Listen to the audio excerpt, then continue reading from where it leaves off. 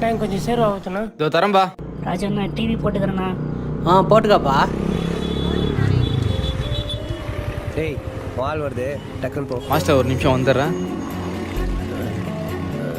உங்களுக்கு 2 பானிபூரி பார்சலா? லட்சியத்தை விட எல்லாத்தையும் விட உன் நட்பு தான் முக்கியமா போச்சுல.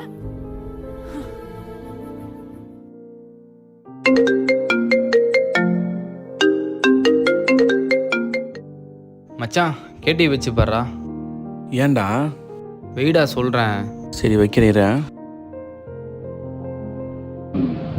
அந்த வாய்ப்பு நியாயமாக கிடைக்கிற வரைக்கும் நான் கடைசி வரைக்கும் போகிறேன் சார்.